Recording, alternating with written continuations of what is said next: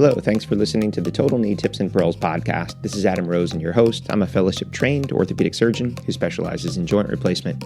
In these episodes, I'm going to share with you a lot of my tips and tricks and review classic articles and current implant designs. Thanks for tuning in, and on with the show.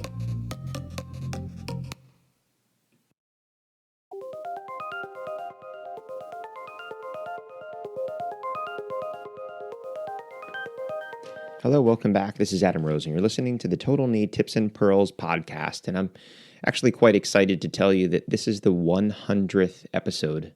So I started this podcast during COVID, and the goal at that point was an outline, an algorithm that I had created that I thought walked everybody through my thought process from seeing a patient in the office, conservative treatment through to all of the things that I think about leading up to and during and after knee replacement, so I could share with you all of those things that I'm looking for and watching for. From there, and if you've listened, there's a lot of other stuff we've covered, hips, we've covered other things and topics, we've reviewed some classic articles. But in this episode, I'd actually been saving this because I wanted to try to do something somewhat special for the 100th episode. And I've been working on this, and I am surprised to say that it was really, really hard. And I've actually reworked and redone this a lot. So I am going to try to share with you a whole bunch of information about the current total knee designs on the market, many of which I have used, just to give you a reference. And I'll probably come back and update not this podcast episode that you're listening to, but the show notes as time goes on to add to it as needed. But it should give you an interesting reference to go back and look. And why I was surprised is that I thought I knew a bunch of stuff. There was really a lot of stuff that I had to go research or look for, and all of our local reps have been great. So I want to, just kind of give a shout out to a lot of people that helped me, reps and engineers and physicians. So shout outs to Derek, Pat, Damon, Stacy, Jared, Steve, Chris, Bill, Rob, Raleigh, Corey, Mike, and to Dr. John Shields, who I was able to kind of hit up with some last minute questions about the Smith & Nephew system.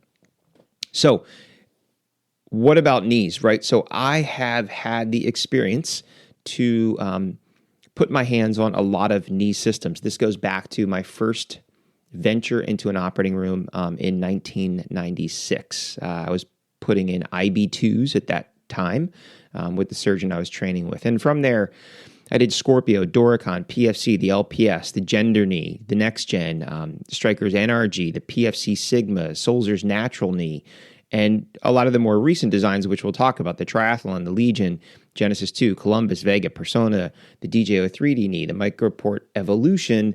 So there's a lot of stuff out there. Now, I look back in our records, and it's nice because we have this great database. So I put my first triathlon in as an attending September 13th, 2006. And around that time, in that year, I also put in a number of PFC Sigmas and natural knees. We did an NRG study in 2007, Smith & Nephew, the Genesis 2 and Legion around 2009, Next Gen 2011. I put my first Attune in 2017, Aesculap's Columbus and Vega around 2018, the Zimmer Persona 2020, the DJO Empower around 2021, and more recently this year, the Microport Evolution. And you say, well, why? And I'd say I don't change very frequently. I've put in thousands and thousands of the triathlon, and I slowly drifted to other systems. I do like to, as a knee surgeon, use different systems for understanding, education purposes, and I'll kind of share with you some of the things that I like about certain systems. But also, I think it's impossible to compare systems if you haven't used the other systems. If you do revisions, it's nice to be familiar with those reps. And most importantly for me is that if I have a patient that shows up that had a knee done on the other side that they love, I will match that system. And for that reason, I've used a lot of different systems over the years. So this is where we're going to get into tech weenie stuff. So I'm going to go through this, and this is how I reworked it. And I think this is the best way to kind of keep it from not getting too confusing.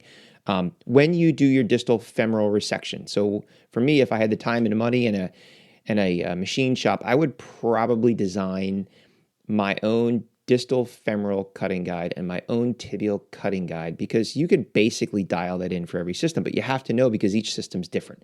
So recommended distal femoral resections for the Stryker Triathlon is 8 millimeters. For the DePuy Attune, it's 9 millimeters. The Smith & Nephew, the standard on that cutting guide is 9.5. And for Zimmer Persona, DJO, and MicroPort, it's 10 millimeters. And you want to know, how thick is the implant? Because some of those systems, the actual metal's a millimeter thinner, because some of those engineers noted that people would have issues with getting flexion contractures, so they added an extra millimeter. Now, if that is in your hands, leading to some laxity in extension, and you wind up having to chase a gap mismatch in flexion and extension, you need to be aware of that, because you might say, this system recommends 10, but I don't have issues with not getting full extension. I'm going to drop this back to 9. The other thing that I always kind of talk, and I've talked about it in the other things, is when you do your distal femoral resection with certain systems, look at how that saw cut feathers the PCL insertion. I find I use that for each system as a particular reference to know, did I resect enough, especially if you have a dysplastic lateral condyle or significant wear where the measurement may not be as accurate. The next important thing to understand is the anterior flange angle designed to prevent notching is different from system to system. So in some systems, that anterior flange kicks up only a few degrees. So if your distal femoral cut is flat or even extended a little bit by accident, you're more likely to notch. Whereas some of the other systems where the anterior flange angle is greater, the chance of notching is lower, but you may also more aggressively downsize if needed. So anterior flange angle is 3 degrees in Smith & Nephew and the Zimmer systems. It kicks up 5 degrees for DJO and DePuy. It is 6 degrees with MicroPort, and it is 7 degrees with Stryker. So it's just something to keep in mind, because if you are afraid that you're going to notch, you want to be aware of what that angle is. And one of the options may be to add a little bit more flexion to your distal femoral cut to prevent notching if you don't have some other option to prevent that from occurring. Now, the next thing, keeping in the theme of the femoral components, is who offers narrows. So some systems like Stryker and MicroPort have the thought process of this anthropometric sizing. So they've used CT-based and models to figure out what their implant sizes are. So for the most part, the smaller sizes, like the 1, 2, 3, 4s, they tend to be what you would consider narrow when you compare them to other systems that have narrows, and their larger sizes tend to be more standard. So when you compare a big chart, like a big Excel spreadsheet of the actual ML widths, what you'll see is those systems that do not have narrows, they tend to be more in line with the narrow sizes of the other systems. So Zimmer offers narrows for their Persona. Now, size 1 and 2 only come in narrow, and also the Tivanium, their metal-sensitive option, comes in narrows in sizes 3 through 6. For the DePuy Attune, sizes 3 through 6 are in narrows. Smith & Nephew, size 3 through 6. And Askelapt, they offer narrows. If I remember correctly, though, the largest sizes, I think 7 and 8, they do not have narrows. They can make them, but they don't typically have them available. Now, talking about femurs and metal-sensitive options, so in the beginning, I was commonly using Stryker. So if patients had metal issues and sensitivity, the option was Oxinium. That was sort of the only option in town for a long time. Now, just about every system offers some option. So if you are concerned or have a patient that's concerned or there's some issue, that's a whole nother topic for discussion. But just so you know that Smith & Nephew does offer Oxinium. Zimmer has their Tinedium. MicroPort offers their Nitrex. DJO offers their Armor Coat. Askelapt offers their Advanced Surface Technology. And the one that I added in here, it's the one system I have not used, but you're hearing a lot about it. So I started to pull some of their information, is TJO, and they offer their Aurum, AURUM. Now, still sticking with the femur, what is interesting, and I've created this huge Excel spreadsheet, which is when I started looking at all of this stuff. Who makes the smallest? Who makes the biggest? So far on this chart, as I'm compiling all of these systems, the Zimmer Persona 1 Narrow is the smallest that I've put on my chart. So this measures 55.5 millimeters in the ML dimension and 48.1 millimeters in the AP dimension. The biggest on the market currently is the Aesculap. The Columbus is a size F8, their femur 8, and that's 82 millimeters in the medial-lateral direction and 80.5 millimeters in the AP direction. Now, one last thing that I want you to learn and be familiar with, and again, do not take all of this at face value. You need to look and research and check all of this stuff. There may be some mistakes here. I did my best to keep it as accurate as possible, but one thing that's really important that I always ask when I'm looking into a system is, what is the AP distance or jump or change between sizes? Why is that important? Well, let's say, for example, that you have a system where the jump is 5 millimeters. So, you've done your measurements and you've done your trialing and you've done your balancing at this point, but your tight in flexion, and we can go into all those details of, do you want to cut more slope? Do you want to release the PCL? Do you want to go PS if you were CR? Maybe you want to just downsize the femoral component. So if you downsize it and say the difference was 2 millimeters between, size, whatever you have in the next size down, you've increased that flexion gap by 2 millimeters, and that might balance it well. Now, if the system has a 5 millimeter gap, this is the problem that you can run into. So now you have a little tight. You've looked at those other issues. Your decision is to downsize your femoral component. You downsize it. You take 5 millimeters off the back. Now your flexion gap's too loose, and now you have to wind up going back and recutting the distal femur 2 millimeters, and then redoing your 4-in-1s to balance. So it's a lot of back and forth. So you really want to know, between femoral sizes with whatever system you're using, is the difference 5 millimeters, 3 millimeters, 2.5 millimeters, 2 millimeters? So you have an understanding of when your, say, flexion gap is tight and you're thinking of downsizing and all of those options. Understand not just do you need to open it up because it's tight or loose, but how much do you need to open it up? How tight is it? And you might take into account what your options are based on the implant options that you have available. Okay, so that's a lot of information about the femur. Let's go on to the tibia. So tibial base plates, lots of options. Many companies have the symmetric tibial base plate. Some companies offer asymmetrics. Symmetrics are definitely nice for less inventory. Asymmetrics are nice at times. I do find that there are tibias where, you have to downsize the tibia because, the lateral side is so dysplastic that you're overhanging. So when you go down a size, though, you tend to have a lot of bone exposed on the medial side. But there's a lot of knees where the symmetric tibial base plates fit just fine. 3 companies, as far as I know, that have the asymmetric tibia options. So that's Zimmer, Smith & Nephew, and DJO. All the other systems that I talked about are all symmetric tibias. Now, recommended tibial slope. So this is something that I think is important to understand. I always look at slope and I try to match slope, but slope is important because it's built into the design of the implant. So when you look at Stryker's posterior stabilized and Aesculap, the idea there is 0 degrees. Aesculap's main reason, and I actually did a study on this because people aren't always aware that when we're cutting slope, you have to be aware of the AP axis of your tibia, because how you line up your tibial cutting guide and where you cut your slope will alter your mechanics of your knee. If your tibial cutting guide is too far medial, and you're cutting a lot of slope, like some of these systems recommend 7, you may be cutting your tibia into valgus. So it's always good, especially in these systems where I'm cutting more slope, is I'm drilling holes in the tibia before I cut the tibia, so I know where I thought the AP axis was, and I can make sure that my tibial base plate is lined up on that axis. And if not, if there's a balancing issue, do I have to go back and recut the tibia? So the idea there, especially with Aesculap, was the idea that you can cut this at 0, And it doesn't matter where the tibial cutting guide is, you can alter your rotation.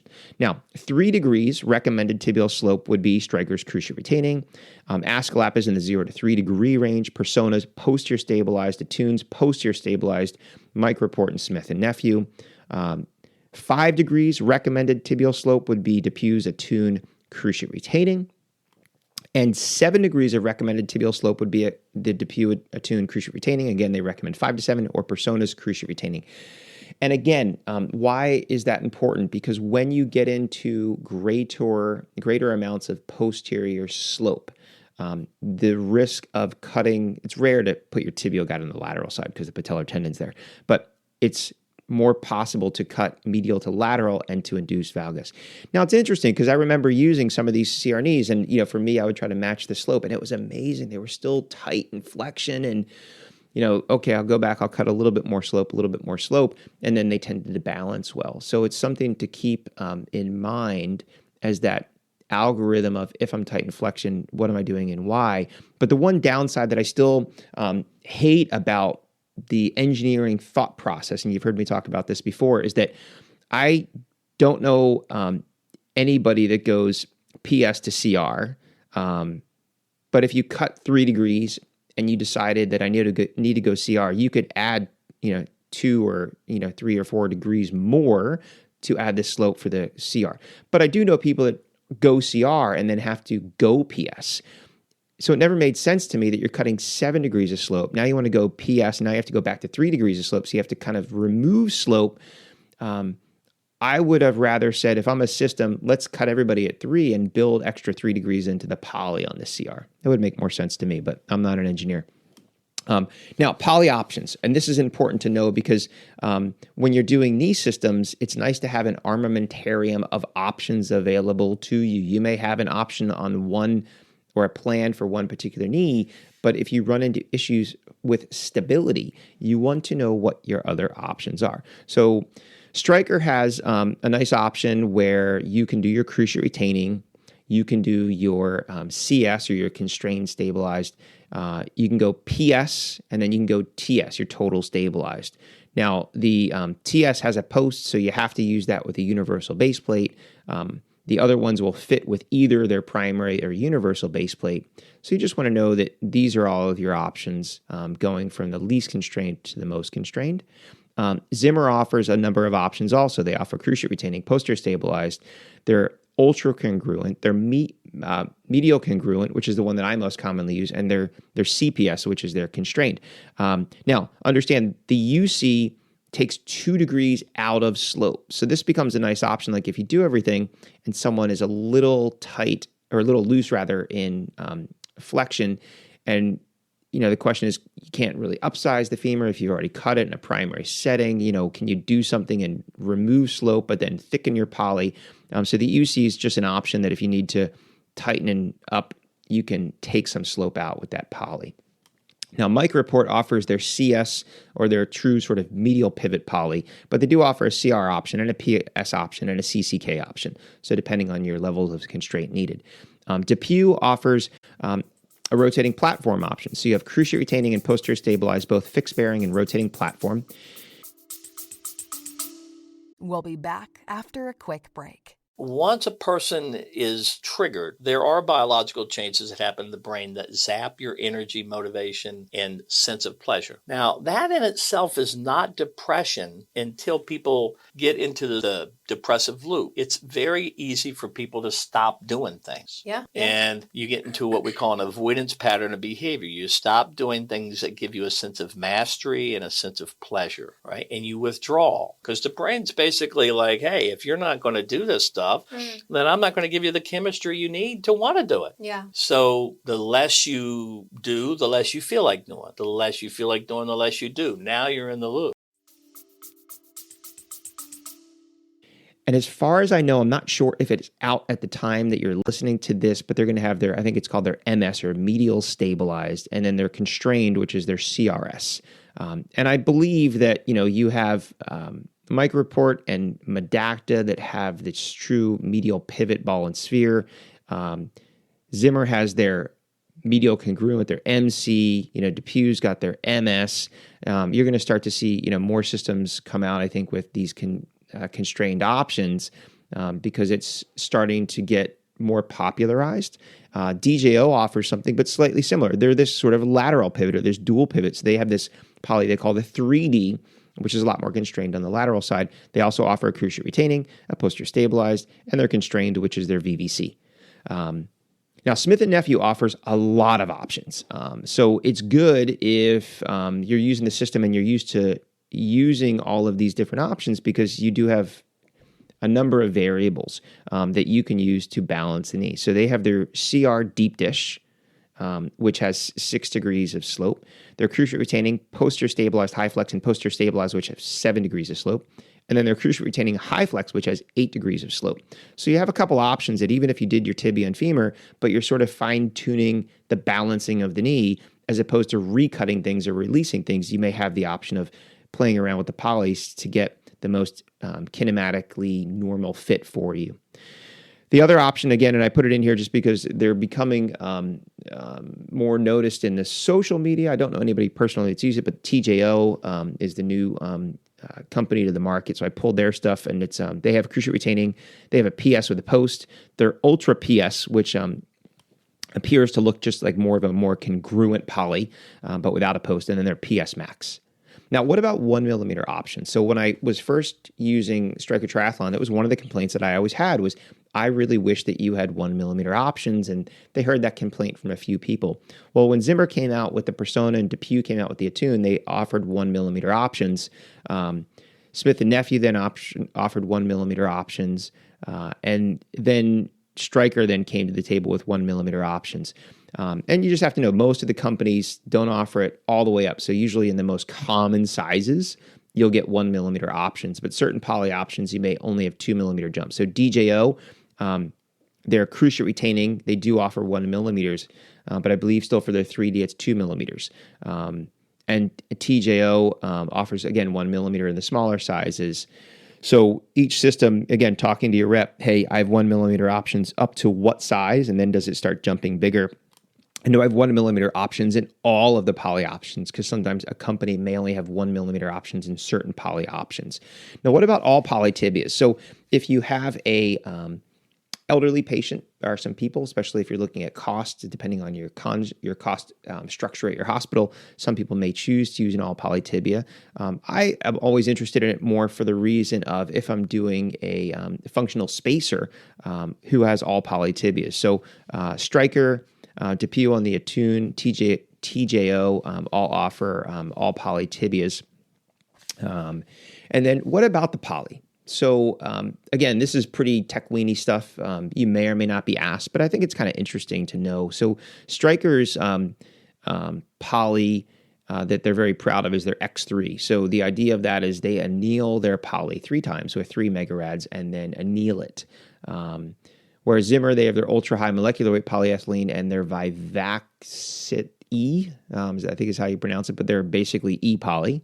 DePuy has their AOX, which is 1020, and they use 8 megarads of radiation. Smith & Nephew has their cross-link polyethylene, which is also 1020, but they use 7.5 megarads and remelt it.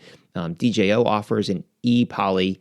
Aesculap has 1020 poly also, but they use 3 to 4.5 megarads. And TJO offers an E-poly. So I think it's just an interesting thing. Again, if you're looking at a system, is you want to ask, like, do you remelt it? Do you anneal it? How many megarads of radiation? Do you offer vitamin E poly? So I think it's just interesting information to kind of be aware of. What about asymmetric patellas? So most of the systems offer just a round patella. I do like the asymmetric. I find a lot of times with the round patella, you tend to have bone medial laterally. So in a lot of those patients where they have this long, sort of wide patella, it's nice to have that as an option. So Stryker offers an anatomic. TJO offers a sombrero. Smith & Nephew offers an oval. DePuy offers the Sigma oval and the Attune medialized anatomic. And lastly, we'll talk about sizing. So again, important to understand, sizing. So with Stryker, with MicroPort, with DJO, you can go one up, one down. So for example, if you have a size 4 femur, you can use a 3, 4, or 5 tibia. With Zimmer and Smith and Nephew and Askelapp, there's a lot more options. Like some of the systems, you can mix and match anything. With Zimmer, and this is where I really do rely on the charts and the reps when I start to go away from what I normally use, because some of the poly options you offer this many jumps, and some of the poly options offer this many jumps. In MicroPort, there's plus poly, so you just know like this is the poly, but if I have a difference of this and that, instead of using this poly, it's this poly plus. So you just want to kind of make sure that you're aware of the system that you're using on a regular basis, so okay, my option is I can upsize or downsize because I'm within one. Oh, but now I'm at 2 or 3. I can't. I have to do something else because that femur and that tibia with the poly won't match. So again. Deep breath. A lot of information, a ton of stuff. I'm going to put all of that stuff in the show notes so you have a quick reference that you can go back and look. Now, a couple things I just wanted to kind of give you as a little bonus at the end for listening to all of that TechWeenie knee stuff. Just things that I see and things that I like or don't like, or things to be aware of. So again, I talked about your distal femur. Look at where the distal femoral cut feathers the PCL. I find more often, especially think people in training, you tend to cut that in extension and then think, I don't have enough, so I take 2 more, and you're still in extension, but you've opened up your extension gap. So when you cut with the saw, a lot of times you'll see the PCL fibers feather. I believe that becomes a very good reference to restore the joint lining kinematics. So that's just one thing. The triathlon system, the Striker, which I had the most experience with, I've used it for many, many years. I do like now that they have the 1mm polys. The one thing you've heard me talk about, their handle, the trigger that goes onto the 4-in-1 cutting block, I really do like, because it makes it easy to put the 4-in-1 cutting guide in. You have control of it, but I use that as a drop rod in my eye to line it up with the tibia. I can lift and check my flexion gaps. I can slightly alter the rotation just a little bit, especially in softer bone, if I want to alter the rotation just a little bit. The tibial tray, because they have a symmetric tibia, and for most systems with symmetric tibias, what I find is if you can line it up medial laterally, know where your AP axis is, know where your PCL insertion is. What I find for a lot of those is a good starting point is, make sure that you're flush with the posterior lateral corner and the anterior medial corner.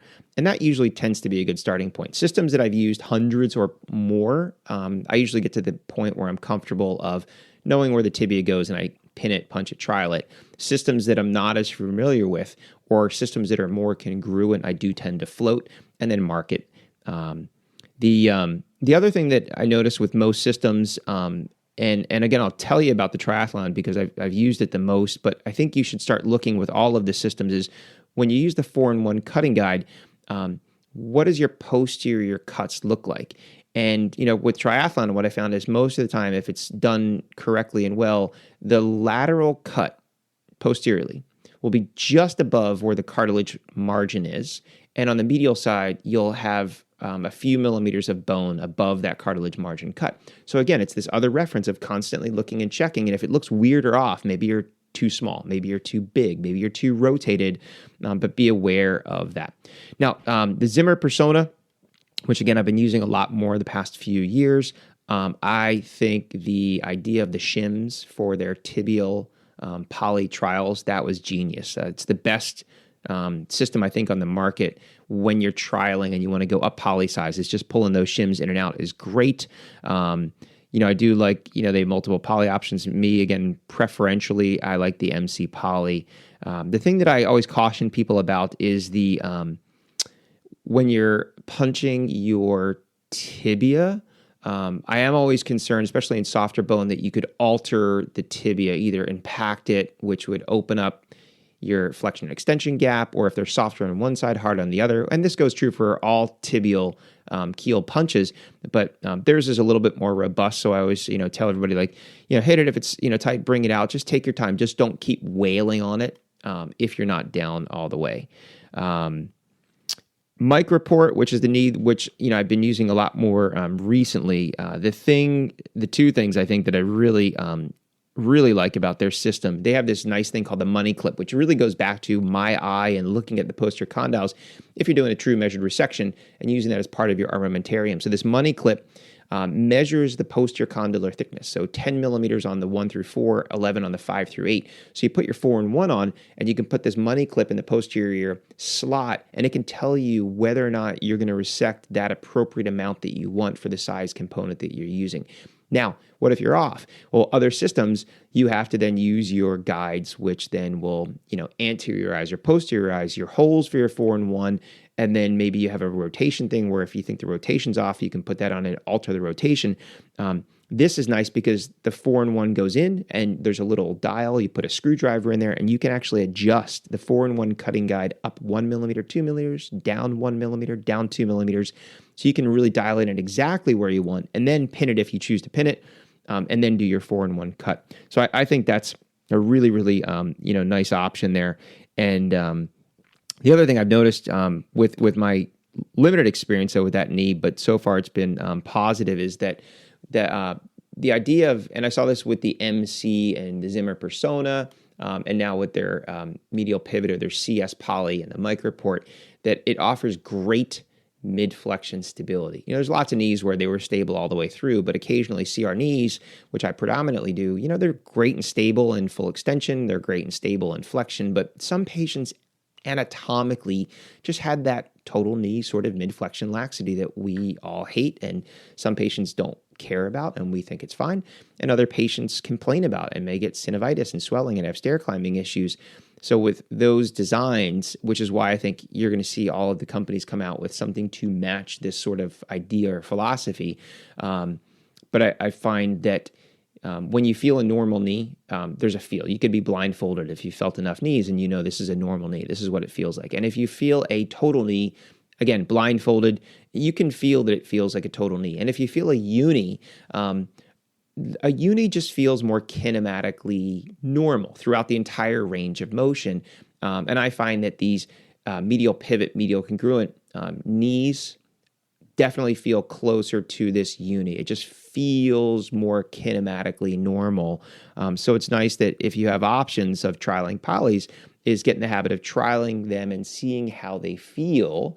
The big question down the road, though, is long-term data and patient-reported outcomes to determine whether or not statistically or scientifically that leads to a difference in patient satisfaction and outcomes. So a whole lot of information. I really do hope you enjoyed it. I hope you enjoy listening to the podcast. I have a couple more in the works, and then I actually may take a break for a bit. There's a lot of time and effort to put all of these in, but I'm going to keep the show notes in this 100th episode updated as best as I can. So if I've made a mistake, I'll go back and change it.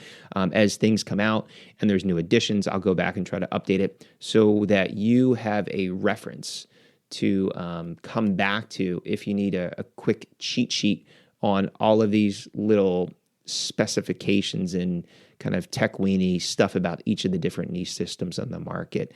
Thanks again for listening. If you're interested, check out my knee book. Again, it's written for patients, but I think it has a great utility for young doctors that are going to be going into clinic and having to talk to patients and just learning ways that you can speak to patients about these things that we do and take care of, and use my analogies to help them better understand what they're going through and maybe improve their chance for success and good outcomes.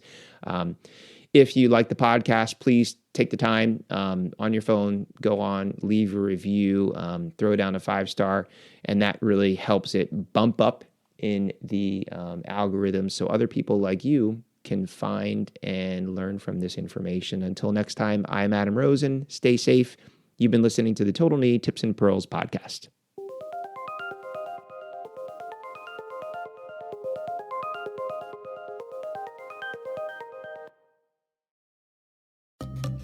You've been listening to the Total Knee Tips and Pearls podcast. Make sure that you're subscribed so you'll be notified of future episodes. And please take the time to leave a review. It helps other people like you find the show. Until next time, stay safe.